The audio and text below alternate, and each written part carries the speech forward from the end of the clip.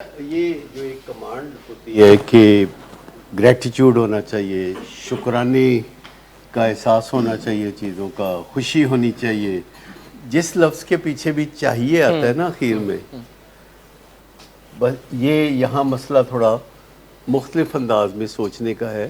ہمیں یہ کہنا چاہیے کہ آپ کو شکر گزار ہونا سیکھنا ہے، آپ کو خوش ہونا سیکھنا ہے، کیونکہ یہ چیزیں ایسی نہیں ہے کہ جنہیں عام کامن سینس کے تحت آپ کر سکیں، بلکہ دنیا میں ایسی چیزیں کم سے کم ہوتی جا رہی ہیں جنہیں کامن سینس کے تحت آپ مینیج کر لیں۔ سیکھنے کا جو لفظ ہے اس کو ایمفیسائز کرنے کی ضرورت ہے، کیونکہ ایون جو لوگ کسی نہ کسی شعبے میں بہت آؤٹ اسٹینڈنگ ہوتے ہیں، وہ کسی اور شعبے میں زندگی کے بہت تباہ ہو چکے ہوتے ہیں۔ حیرت انگیز طور پر جو لوگ بہت امیر ہوتے ہیں یا بہت قابل اور بڑی ڈگریوں کے حامل ہوتے ہیں، بہت شہرت یافتہ ہوتے ہیں، بہت طاقتور ہوتے ہیں، وہ اپنی زندگی کے کئی شعبوں میں اٹرلی تباہ حال ہوتے ہیں۔ اس کا مطلب ہے کہ ایک شعبے کی مہارت بعض اوقات دوسرے شعبے میں کام نہیں آتی۔ اور 21ویں صدی کا سب سے بڑا ڈیلیما یہی ہے، 21ویں صدی کا، کہ کم سے کم چیزیں ایسی رہ گئی ہیں کہ جو اب آپ کامن سینس کے تحت کریں گے۔ اب کم سے کم مثال کے طور پر پیرنٹنگ ہے، اب کامن سینس کے تحت نہیں کر سکتے آپ پیرنٹنگ۔ اگر آپ کامن سینس کے تحت پیرنٹنگ کریں گے تو جلد تنگ ہو جائیں گے بچوں کے ہاتھ۔ آپ کو تھیراپیوٹک پیرنٹنگ سیکھنی ہوگی۔ اسی طرح شادی ہے، پہلے کامن سینس کے تحت ہوتی تھی، اور کامن سینس یہ تھی کہ بیوی پاؤں کی جوتی ہوتی ہے، فٹ آ گئی تو ٹھیک ہے، اگر فٹ نہ آئی تو بدل لیں گے۔ آپ نے یہ ضرور سنا ہوگا یہ کامن سینس کا تجزیہ، لیکن آج نہیں۔ اگرچہ آج بھی 99% شادیاں کامن سینس میں جھونک دی جاتی ہیں، اور بہت ایکسٹرا آرڈنری 10/10 میاں بیوی جو اس رشتے میں منسلک ہوتے ہیں، جلد ہی وہ طلاق ڈھونڈ رہے ہوتے ہیں۔ لاہور میں روزانہ 400 لوگ طلاق کا تمغہ اپنے سینے پہ سجاتے ہیں، 400، جس کا مطلب ہے کہ مہینے کے 12,000، جس کا مطلب ہے کہ سال کے 1,44,000 لوگ جو ہیں طلاق حاصل کرتے ہیں لاہور میں۔ خلا کی تعداد اس کے علاوہ ہے، اور وہ تعداد اب اس سے بھی ذرا زیادہ ہے جس میں خواتین یہ حق استعمال کرتی ہیں، اور اس کی تعداد لاہور میں روزانہ کی 400 سے زیادہ ہے۔ اور گورنمنٹ نے ایسے گریشیس رولز بنائے ہیں کہ یہ کام زیادہ آسانی سے لوگ کر رہے ہیں۔ اب امریکہ میں، یو کے میں مت ہے کہ اگر میاں بیوی کی نہیں بن رہی تو علیحدگی اختیار کر لے، اور یہ 1970s سے چل رہی ہے مت، اور اب اس کو ٹرن اراؤنڈ کیا جا رہا ہے کہ ایسا ضروری نہیں ہے، آپ چاہیں تو اپنی تباہ حال اور برباد شادی کو نئے سرے سے نوید مسرت میں بدل سکتے ہیں۔ اصل چیز یہ ہے کہ کوئی بندہ سولوشن اورینٹیٹڈ ہے یا پرابلم اورینٹیٹڈ ہے، اس کا رخ کس جانب ہے، اس کا نارتھ کیا ہے، سولوشن یا پرابلم۔ انفارچونیٹلی ہسٹری یہ کہتی ہے کہ پرابلم حل کرنے کے لیے پرابلم پیدا کر لینا چاہیے۔ اگر آپ ہسٹری کو پڑھیں تو بے شمار لوگوں نے پرابلم حل کرنے کے لیے یہ طرز عمل اختیار کیا کہ انہوں نے پرابلم پیدا کیا۔ جب انہوں نے پرابلم پیدا کیا تو جس کے لیے پرابلم پیدا کیا اس نے پرابلم حل کیا، لیکن اب یہ آبسلیٹ ہے، اور اس سے بہتر طریقے دنیا میں موجود ہیں۔ اور اب سائنس نے اتنی ترقی کی ہے کہ بہت آسانی سے، مطلب بہت آسانی سے اگر آپ وہ طریقے جان لیں، یعنی آپ جو کہ ماہرین نفسیات نہیں ہیں شاید، آپ بھی بہت آسانی سے اندازہ لگا سکتے ہیں کہ کسی میاں بیوی کی شادی کیسی چل رہی ہے، بغیر کسی ہسٹری کو جانے، صرف ان کا طرز عمل ایک دوسرے کے ساتھ دیکھتے ہوئے آپ اندازہ لگا سکتے ہیں کہ ان کی شادی کیسے چل رہی ہے اور کب تک طلاق ہو جائے گی۔ کیا یہاں کبھی ایسی سوچ تو آپ نے نہیں دیکھی ہوگی کہ لوگ اس طرح کے اندازے لگاتے ہوں، کیونکہ لوگ خوش فہمی میں رہنا پسند کرتے ہیں، لیکن امریکہ میں ایسی آرگنائزیشنز ہیں جو لوگوں کو اسیس کرتے ہیں، میاں بیوی کو بلاتے ہیں، ان کو کہتے ہیں اچھا جی دسو اپنا اپنا حال، اور جب وہ اپنا اپنا حال بتاتے ہیں تو 15 منٹ کے بعد ان کو کہا جاتا ہے کہ ٹھیک ہے اب آپ علیحدہ علیحدہ کمرے میں جا کے میوزک انجوائے کریں، اور ان کی فزیالوجی میئر کی جاتی ہے، بلڈ پریشر، بلڈ شوگر، دیگر چیزیں، ان کے نیورو ٹرانسمیٹرز، کیمیکلز، انہیں کامیڈی شو دکھائے جاتے ہیں، چائے وائے پلائی جاتی ہے، پروٹوکول دیا جاتا ہے، اور پھر آدھے گھنٹے بعد ان کو واپس بلا کے آگے بات چیت کی جاتی ہے، اور انہیں بتایا جاتا ہے کہ آپ کی شادی جو ہے وہ کس سٹیج پہ ہے اور طلاق کب تک متوقع ہے۔ اور پھر اگر ان کا موڈ ہوتا ہے کہ وہ اپنی شادی کو ٹھیک کرنا چاہتے ہیں تو بہت آسانی سے وہ ٹھیک بھی کر سکتے ہیں۔ میاں بیوی کی شادی کا دار و مدار 4 رویوں پر ہے، باقی سب کو بھول جائیں، صرف 4 رویوں پر ہے، اور گھروں میں ماں باپ اور اولاد کے درمیان بھی یہی 4 رویے ہیں، اگرچہ وہاں طلاق کا امکان نہیں، لیکن گزارا مشکل ہوتا چلا جائے گا۔ وہ 4 رویے ہیں: ایک نکتہ چینی، ایک تو ہوتا ہے شکایت کرنا کہ آپ آج دیر سے آئے ہیں اور اس سے مجھے کوفت ہوئی ہے اور میری خواہش ہے، میری ضرورت ہے کہ آپ جلدی گھر آیا کریں، اور میں آپ سے یہ درخواست کرتی ہوں کہ آپ جلدی آ جایا کریں، تو اس کو تو شکایت کہتے ہیں۔ لیکن کسی بات سے چھڑ کے یا چڑ کے بے شمار باتیں سنا دینا کہ تم تو کبھی وقت پر نہیں آتے، تو تمہیں تو میری کوئی پرواہ نہیں ہے، تم تو چاہتے ہو میری زندگی خراب ہو جائے، بلکہ تم نے میری زندگی خراب کر رکھی ہے، تو یہ ایک جو گورکھ دھندا بن جاتا ہے، علت بن جاتی ہے، اس کو ہم نکتہ چینی کہتے ہیں۔ اور نکتہ چینی سے تھوڑا وارم اپ جب ہو جاتے ہیں میاں بیوی 2-4 مہینے کے بعد، تو پھر نکتہ چینی کو توہین کا تڑکا لگانے لگتے ہیں۔ پھر وہ کوئی نہ کوئی ایسی بات کرتے ہیں جس سے ان کی کوئی سپیریورٹی ثابت ہو، وہ کسی اونچے درخت کی شاخ پہ الٹا لٹک کے بات کرنا شروع کر دیتے ہیں، دوسرے کو پن پوائنٹ کر کے توہین کرتے ہیں، بلکہ پارٹنر کے رشتہ داروں کو بھی لپیٹے میں لے لیتے ہیں، جیسے لوگ ساتھ والے پلاٹ پہ قبضہ کر لیتے ہیں، اسی طرح لوگ جو ہیں رشتہ داروں کو بھی لپیٹے میں لے لیتے ہیں۔ اور یہ توہین دوسرا کام ہے جس سے پریڈکٹ کیا جا سکتا ہے کہ کوئی میاں بیوی آخر طلاق لیں گے کہ نہیں۔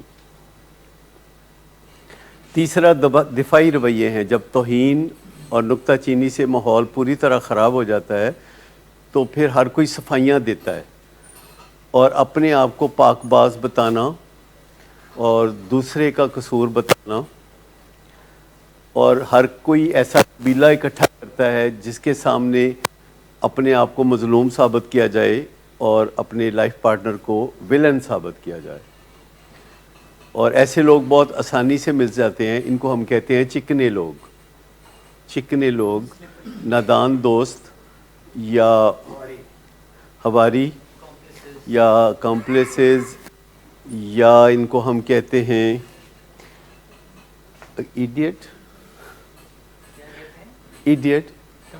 کمپیشنیٹ ایڈیٹ، ہمدرد قسم کے ایڈیٹ لوگ جو کم پہاڑ دینے پورا۔ جب کوئی اپنے والد کے بارے میں بات کرتا ہے لڑکا کسی دوست سے، تو دوست ہمیشہ یہی کہتا ہے کہ تم ٹھیک کہہ رہے ہو، تمہارے والد میں کوئی بہت بڑی غلطی ہے۔ اور چوتھی چیز جس سے بالکل اس تابوت میں کیل ٹھک جاتا ہے پوری طرح، وہ ہے سٹون والنگ، چپ کر جانا، بولنا نہیں، ہوں ہاں کرنی ہے، کم سے کم بات کرنی ہے, روڈ ہو کے بات کرنی ہے, پر مختصر بات کرنی ہے. اب ان سب چیزوں کے ساتھ ٹون آف وائس کافی رول پلے کرتی ہے. آخرکار آپ دیکھ لیں کہ ایڈکٹ کے کمیونیکیشن گھر والوں سے زیرو ہو جاتی ہے, اور کئی دفعہ آپ لوگ یہ بات کہتے نظر آتے ہیں کہ میں نے ٹیم بھیج کے جو بلایا میرے نال گل تے کر دے, میں تو ویسے ہی آ جانا سی. اب پتہ نہیں اس نے آنا تھا کہ نہیں آنا تھا, لیکن گھر والے سمجھتے ہیں کہ بات کرنا فضول ہے. ہم نے ایک طریقہ کار رائج کرنا شروع کر دیا ہے کہ جو فیملی بھی ہمارے پاس آتی ہے, چاہے جائے کہ کوئی ڈائر ایمرجنسی ہو, ہم ان فیملیز کو یہ ٹریننگ دینا شروع کرتے ہیں کہ جا کے بات کرو. اور اس ٹریننگ کا نام ہے اجاز پروگرام, ڈاکٹر اجاز کے نام پہ. اجاز پروگرام, اجاز کا مطلب پتہ ہے آپ کو؟ جی, اجاز معجزے جیسی چیز کوئی. اجاز جو ہے وہ کوئی ایسی چیز جس سے بڑا اچھا بدل جانا ممکن ہو. اجاز AJAZ, اس میں جو ایکرونیم ہے, یہ اجاز ایکرونیم ہے. اجاز میں سے جو اے ہے وہ ہے ایڈوانس کا, یعنی ایڈوانس پیشگی, اور جے کا مطلب ہے جولٹنگ, جولٹ کرنا, جیسے تھوڑا جھنجھوڑنا, تھوڑا سا احساس دلانا, بات کرنا کہ معاملہ ٹھیک نہیں ہے, اور بس اس کے بعد بات کو روک دینا. اس کو ہم اتمام حجت بھی کہتے ہیں, یعنی آخری کوششیں کر کے دیکھ لینا.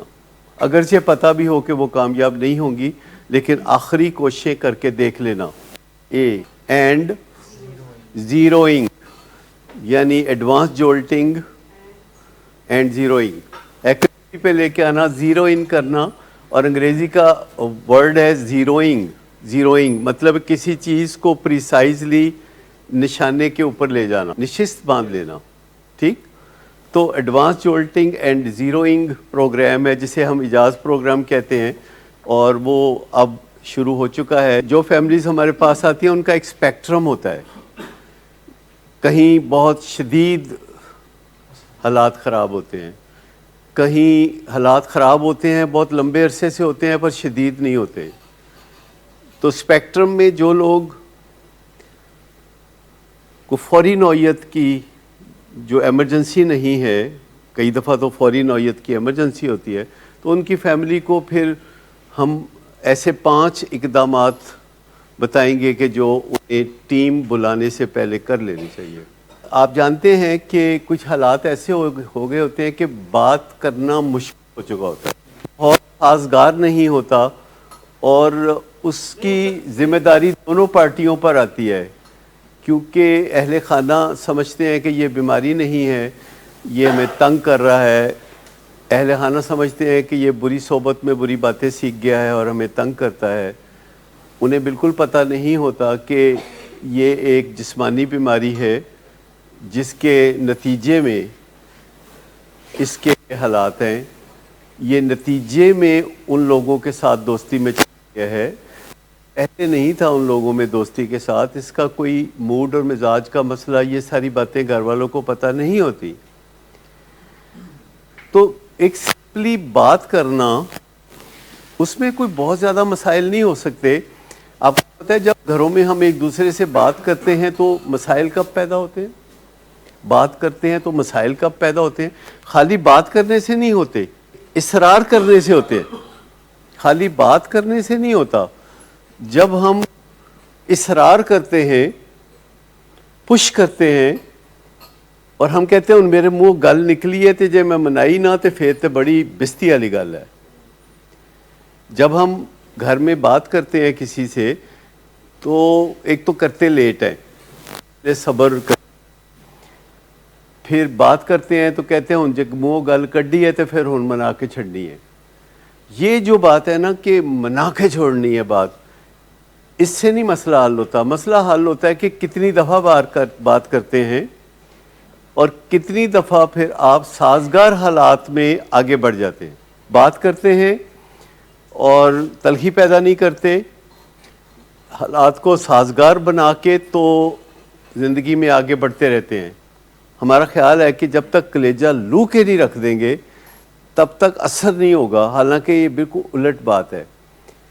آپ تھوڑی تھوڑی بات روز کرتے رہیں، تھوڑا تھوڑا حالات کو ساتھ ساتھ سازگار بھی بناتے رہیں، اور شاہ سے زیادہ شاہ کے وفادار نہ بنیں۔ آپ کی فکر خود اس کی فکر سے زیادہ نہ ہو۔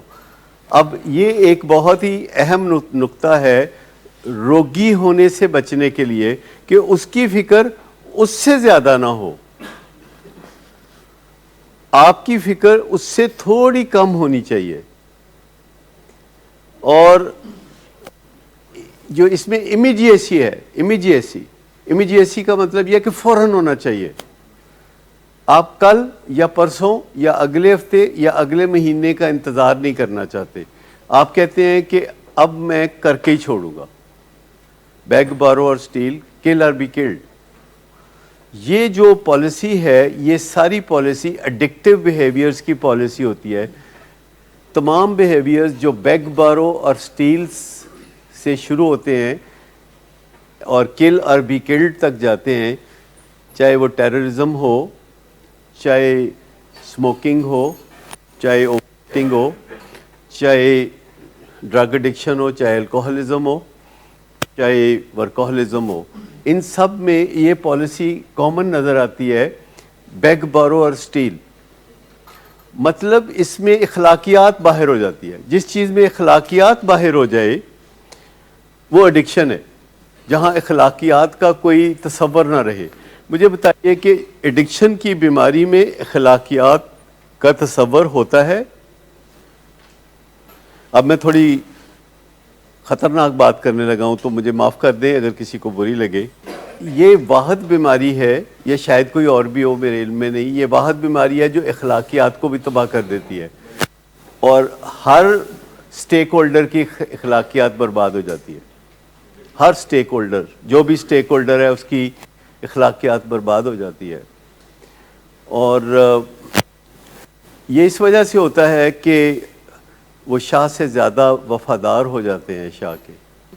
مطلب کہنے کا یہ ہے کہ اگر ہم آسانی سے اپنی لمٹ کو پہچان لیں کہ میں والد ہوں اور میرا بیٹا ایڈکٹ ہے، اور میں اس سے بات کرتا ہوں کہ بیٹا یہ آپ کے انٹرسٹ میں نہیں ہے، آپ اپنی حیثیت معاشرے میں کھو دو گے یا بدنام ہو جاؤ گے، یا آپ کے لیے سروائیو کرنا مشکل ہو جائے گا، کچھ سوچئے گا، اور اس کے بعد گریسفلی اپنی زندگی کے کام میں چلا جائے۔ اس کو کہتے ہیں ڈیٹیچڈ اٹیچمنٹ۔ ڈیٹیچڈ اٹیچمنٹ ہوتی ہے کہ جب چاہے آگے ہوئے اٹیچ ہو گئے، جب چاہے پیچھے ہٹے ڈیٹیچ ہو گئے۔ لیکن عام طور پر فیملی ممبرز اٹیچ ہو جاتے ہیں اور ڈیٹیچ نہیں ہو سکتے۔ جب ضرورت ہو، بات کرنی ہو، آگے بڑھیں اور کہیں کہ بیٹا یہ کچھ میں دیکھ رہا ہوں، پلیز گیٹ ہیلپ، اور پھر ڈیٹیچ ہو جائیں، اپنے کاروبار پہ چلے جائیں۔ کاروبار میں جا کے تو پھر آپ کے بارے میں نہ سوچتے رہیں، اور جب آپ کے پاس آئیں تو کاروبار کے بارے میں نہ سوچیں، پھر بولے کہ بیٹا میں بہت پیار کرتا ہوں آپ سے، آپ میرے ولی عہد ہو اور میں بڑی محبت کرتا ہوں، آپ میں یہ معاملہ جو ہے ایک بیماری کا معاملہ ہے، اس کو کچھ دیکھ لیجئے۔ جب آپ فل تھراٹل دے دیتے ہیں تو اثر ہوتا ہے، کیونکہ آپ فل تھراٹل دیتے ہیں ایوری ویک اور ایوری منتھ، میں حال روز تو نہیں ہوتا ہوگا ہوپ فلی،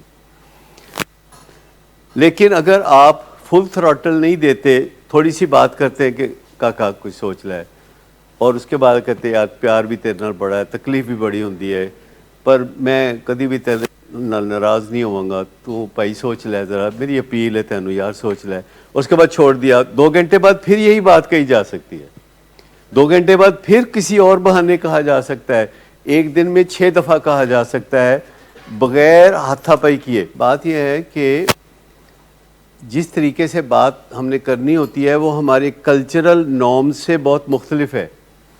ہمارا جو کلچر ہے اس کے اندر گنجائش موجود ہے دھونس دھاندلی کرنے کی ماں باپ کی طرف سے۔ ماں باپ کی طرف سے یہ بھی گنجائش ہے کہ پگ پیراں 'چ رکھ دینی ہے، ماں باپ کی طرف سے یہ بھی گنجائش ہے کہ بازو مروڑنا ہے، اور قانون، مذہب، کلچر سب آپ کو سپورٹ کرتا ہے کہ پے جاؤ، ਮੁਸ਼ਕਲਾਤ ਦੇ ਵਿੱਚ ਅਗਰ ਬੱਚਾ ਹੈ ਤਾਂ ਉਹਨੂੰ ਕੱਢਣ ਲਈ ਤੁਸੀਂ ਉਹਨੂੰ ਤੁੰਨ ਦਿਓ पूरी तरह। लेकिन मैं आपको बताऊं कि जो साइंस तरीके बताती है जो कि साबितशुदा होते हैं, मुस्तनद होते हैं और रिसर्च बेस्ड होते हैं और रिसर्च कई जगह पे होकर रिज़ल्ट आए होते हैं और वो दे लुक वेरी सिंपल, आपको बताते हैं आपको तलब एनी गल एड्डी आसान गल च मसले का हल हो नहीं सकता। तो मैं कहता हूँ नहीं इतनी आसान नहीं है, आप करके देखेंगे तो आपको पता चलेगा कि आसान नहीं है, क्योंकि मैंने खुद करके देखी है तो आसान नहीं थी और सीखते सीखते उम्र बीत रही है और बेहतरी आ रही है। और पहले अगर 10 में से 5 मौक़ों पे सही बात मुंह से निकलती थी तो अब 6 मौक़ों पे, 7 मौक़ों पे, 8 मौक़ों पे गुड इनफ बात निकल रही है। और कई दफ़ा जब लगता है ना हुन बहुत बढ़िया हो गया कम, और अगले दिन पता चलता है एक ऐसे हादसे से कि नहीं अभी सीखना है, तुम्हें अभी सीखना है। और वो जो हमारी इल्लतें हैं, जो हमारे दिमाग में मेलवेयर्स हैं, जो वायरसेस हैं, जो एस्टेब्लिश हैं, जो ही वक्त जहाद आता है ना वो मेलवेयर्स जो पीछे वायरसेस हैं वो टेक ओवर कर लेते हैं और हमारी गुड इंटेंशंस धरी की धरी रह जाती हैं। और इवन दो कि मैं वो कहता हूँ कि ये अनमोल माँ या अनमोल बाप या अनमोल मैनेजर के जो तरीक़ेकार हैं इसको करें, तो मैं अक्सर पेरेंट्स से कभी पूछता हूँ तो वो कहते हैं मैं थोड़ा थोड़ा पढ़ रहा हूँ, थोड़ा थोड़ा पढ़ रहा हूँ। वो सारी किताब इतनी है जो कि 90 मिनट में आप पढ़ सकते हैं, 90 मिनट की उसकी वॉइस रीडिंग है। उसको रोज़ाना अगर 5-7 सफ़े भी पढ़ ले तो 15 दिन के अंदर बड़ी आसानी से मुकम्मल हो जाए, फिर शुरू से पढ़ ले। और ओवरसीज़ क्लाइंट्स मैंने देखा है जो जिनसे स्काइप पे बात होती है और वो बताते हैं कि वो रोज़ पढ़ते हैं, तो मैंने अभी तक अंदाज़ा लगाया है कि जिसने कोई 30 दफ़ा पढ़ी है ना वो किताब, उनके हालात बदल जाते हैं। क्योंकि जो ही माँ बाप के मुंह से उस तरह की बातें निकलना शुरू हो जाती हैं और बच्चे चौंक के देखना शुरू हो जाते हैं माँ बाप को, तो हालात बदलना शुरू हो जाते हैं। 30 दफ़ा पढ़ना पड़ेगा। अब वो 30 दफ़ा आप 30 दिन में पढ़ लें या 300 दिनों में पढ़ लें या कुछ ऐसा कर लें। और मुझे इन बातों को समझने में 35 साल लगे हैं, तो आपको भी तो कुछ वक्त लगेगा ना। पेरेंट्स के ज़हन में एक ख्याल है कि कोई स्टेज होती है जहाँ उनका हक बनता है फिर बेइज्जती करने का, उन फिर बनता है, यानी अनकॉन्शियस डिसीजन होता है कि अगर ये करता है तो खैर है, अगर ये करता है जो फरवरी में किया था, जो मार्च में किया था, जो अप्रैल में किया था तो खैर है, लेकिन अगर ये जून में जाके नया चांद चढ़ाता है तो फिर बेइज्जती बनती है। मैं ये बात मानने के लिए तैयार नहीं हूँ कि एक ऐसा टूल किसी भी स्टेज पर इस्तेमाल किया जाए जिसका कोई फ़ायदा नहीं है। एक ऐसा टूल किसी भी स्टेज पर इस्तेमाल किया जाए जिसका कोई फ़ायदा नहीं है, लेकिन हिस्टोरिकली वो इतना पत्थर पे लकीर की तरह लिखा हुआ है कि हम जनरेशनली लर्न करते हैं। मुझे आप बताइए कि जो सारी तारीख़ आप पढ़ते हैं और जो मैंने भी पढ़ी है, मुझे बताइए कि हमारी हिस्ट्री, इंसानों की हिस्ट्री कोई बहुत ताबनाक तो नहीं है। और किस तरह आपने वो किताबें जो पढ़ी हैं और जो मैंने भी पढ़ी हैं उसमें ये बहुत लिखा होता था कि फ़लाँ ने फ़लाँ मुल्क पर हमला किया और उसको फ़तह करने के बाद अगले मुल्क पे हमला करने के लिए चल पड़ा और उस पर फ़तह करने के बाद अगले मुल्क पर चल पड़ा, और फिर उनके कसीदे भी लिखे होते थे जो ऐसे हमलावर होते थे और उनकी वाहवा भी की जाती थी और उनके जुल्म सितम को बहुत शान व शौकत से और बहादुरी का नाम दे के बताया जाता था। तो मुझे ये बताइए कि उस वक्त कोई यूएनओ तो नहीं थी कि जो समझाती कि नहीं ये काम काबिल कबूल नहीं है।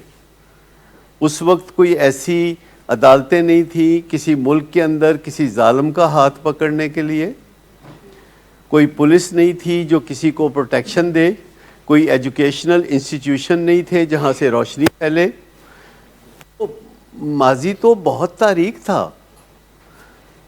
पर ज़्यादातर हम अपने तर्ज़ अमल को बनाने के लिए किधर देखते हैं, माजी की तरफ, हाल की तरफ या मुस्तकबिल की तरफ।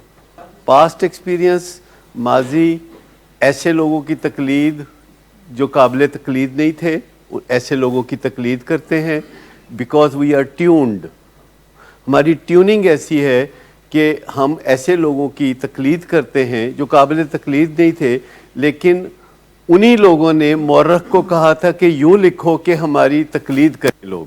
تو پھر ہمیں کیوں نہیں لگے گا کہ یہ جو بندہ ہے، جو ہمارا بچہ ہے، جو ہمارے ساتھ ڈی این اے شیئر کرتا ہے، جس کا اندر کا پروگرام سارا ہمارے جیسا ہے، ہم اس کو کنڈیم کر کے کتنا رائٹیس محسوس کرتے ہیں تھوڑی دیر کے لیے، پھر اس تھوڑی دیر کے بعد ہم کتنا تکلیف کرتے ہیں، اور پھر ہم خرچہ کر کے اس بندے کو راضی کرتے ہیں، رشوت دے کے، مطلب خرچہ کر کے. ایسا ہوتا ہے نا؟ تو یہ باتیں ہم اس لیے کرتے ہیں کہ ان کو ہم سمجھ لیں، اور باتوں کو جب سمجھ لیں تو پھر ایک اور بڑی رکاوٹ ابھی ہمیں عبور کرنی ہے. جب ہمیں بات سمجھ میں آ جاتی ہے، ہمارا ارادہ ٹھیک ہو جاتا ہے، ہمارا وعدہ سامنے آ جاتا ہے، تو ہمیں ایک اور بڑی رکاوٹ عبور کرنی ہوتی ہے کہ کیا ہماری مرضی خود ہم پر چلتی ہے؟ بس یہ اتنی سی بات ہے کہ کیا ہماری مرضی ہم پر چلتی ہے؟ ہمیں کچھ تھوڑا بہت تو اندازہ اپنا اپنا ہوتا ہے نا کہ کیا ہماری مرضی ہم پر چلتی ہے. اگر ہم کوئی کام کرنا چاہیں تو آسانی سے کرنے لگتے ہیں، اگر ہم ایکسرسائز پروگرام شروع کریں تو کنٹینیو کرتے ہیں. کیا اگر ہم صبح اٹھنے کی بات کریں تو اٹھ جاتے ہیں، رات کو سونا چاہیں جلدی تو سو جاتے ہیں. تو مجھے یہ بتا دیے، کیا ہماری مرضی ہمارے اوپر چلتی ہے؟ نہیں چلتی. اچھا، اب یہ بتائیے کہ کیا ہماری مرضی دوسروں پہ چلتی ہے؟ کافی چلتی ہے. دیکھیے، ایڈکشن کی نشانی یہ ہے کہ خود ہماری مرضی ہمارے پر نہیں چلتی، پر ہماری مرضی دوسروں پر چلتی ہے کسی نہ کسی طریقے سے. اپنی مرضی جب اپنے آپ پر نہیں چلتی تو پہلا کام ہے working on me, working on me first. یہ ہے سارا فارمولا کہ اپنے نکھار کے لیے، اپنے سنوار کے لیے بات کریں، اور اس میں اس خیال سے نکلنا بہت ضروری ہے کہ ایڈکشن سے ریکوری کا کوئی اینڈ ہوتا ہے. ویسے اینڈ ہوتا ہے، پر آپ کو اس خیال میں کبھی بھی نہیں پھنسنا. اگر ریکوری کا کام کرتے رہو گے، اس کا مطلب ہے کہ آپ اپنے سکون پہ کام کرتے رہو گے، جس کا مطلب ہے آپ اپنی بے چینی پہ کام کرتے رہو گے، جس کا مطلب ہے کہ آپ اپنے غصے پہ کام کرتے رہو گے، اپنے گھر میں محبت کی آبشاریں لا رہے ہوگے. تو مجھے بتائیے، اس کام کو روکنا کیوں چاہتے ہیں آپ؟ یعنی جب آپ اپنے گھر میں امن لا رہے ہیں، خوشحالی لا رہے ہیں، گھر میں پیار لا رہے ہیں، گھر میں اچھا احساس لا رہے ہیں، اور آپ ایک بہتر انسان کے روپ میں ابھر رہے ہیں، تو بھائی اب اس کام کو روکنا کیوں چاہتے ہو؟ ہم اگر ولنریبل فیل کرتے ہیں تو یہ ہماری بہتری میں ہے، ہم محتاط ہو جاتے ہیں. لیکن اگر ہم یہ فیل کرتے ہیں کہ ہمیں تو کوئی خطرہ ہی نہیں ہے، مطلب پیشنٹ اگر کہے مجھے کریونگ ہو رہی ہے، میں ولنریبل ہوں، تو گھر والے بہت غصہ کرتے ہیں اس بات کا. یہ تم نے کیا بات کر دی ہے؟ دیکھیں، اصل چیز ہے کہ اگر آپ ایک سنوارنے کا عزم لے کے چلتے ہیں، نشے کی بیماری سے نکلنے کا عزم کرتے ہیں، اور جیسے اگر آپ ڈائٹنگ کرتے ہیں تو کسی دن ایک پراٹھا کھا لینے سے ساری لٹیاں ڈوب جائے گی. آپ پھر اگلے دن پھر آپ نئے سرے سے ویسے وہ چیٹ ڈے میں تو ہم بلیو نہیں کرتے. مطلب کہنے کا ہے کہ اگر آپ صرف اس بات کو تسلیم کر لیں کہ ریکوری از فار ایور، ٹھیک، اور ہو سکتا ہے کہ آپ کو چند دنوں کے بعد کوئی مزید جد و جہد نہ کرنی پڑے، آپ کی منزل آ جائے، آپ مسافر کے طور پر اپنی منزل پہ پہنچ کے آرام سے گاڑی سے اتر جائیں. لیکن اگر منزل کا ہی پتہ نہ ہو تو پھر آپ ہر سٹاپ پہ نظر نہیں ڈالیں گے کہ میں یہاں اتروں کہ میں وہاں اتروں، پھر آپ چلیں گے. اور میں آپ کو بتاؤں، انسان ایک ایسا مسافر ہے، اس کی جد و جہد پہلے سے بڑھتی چلی جاتی ہے. انسان کی جد و جہد پہلے سے بڑھتی چلی جاتی ہے. اگر اس نے اسی طرح فنکشن کرنا ہے جیسے کہ وہ پہلے کرتا تھا، یا اس سے بہتر فنکشن کرنا ہے، تو اس کو روزانہ اپنے بڑھاپے کو انڈو کرنا پڑے گا. دیکھیں، ہر دن ایک بڑھاپا بڑھانے کا دن ہوتا ہے ہم سب کے لیے. ہر دن بڑھاپے میں اضافہ کرنے کا دن ہوتا ہے، جسے ایک دن کا بڑھاپا کہتے ہیں. اور ایک دن کے بڑھاپے کو انڈو کرنے کے لیے کچھ نہ کچھ ایسی چیزیں ضرور ہوتی ہیں جو آپ کر سکتے ہیں اور ایک دن کے بڑھاپے کو انڈو کر دیں. یعنی قدرت کی گردش عام ہے، پلوں کے نیچے سے پانی گزر رہا ہے اور آپ ہر دن ایک دن کے بڑھاپے میں سے گزر رہے ہیں، لیکن قدرت نے آپ کو سمجھ بوجھ دی ہے اور آپ اسے انڈو کر رہے ہیں، ایک دن کے بڑھاپے کو انڈو کر رہے ہیں. تو پھر آپ کو وہ مشکلات پیش آنے کا امکان بہت کم ہے جس سے لوگ پریشان ہوتے ہیں، اور آپ فنکشنل رہ سکتے ہیں اور آپ زندگی کو خوبصورت بنا سکتے ہیں اپنے احساس کی مدد سے. آپ اپنی نظریاتی تبدیلیوں کے ذریعے اپنے لیے چیلنجز کو قابل قبول بنا سکتے ہیں. اور جو مرضی کر لیں میں اور آپ، آخر تو آپ کو پتہ ہے سب کچھ ایتھے ہی رہ جانا ہے.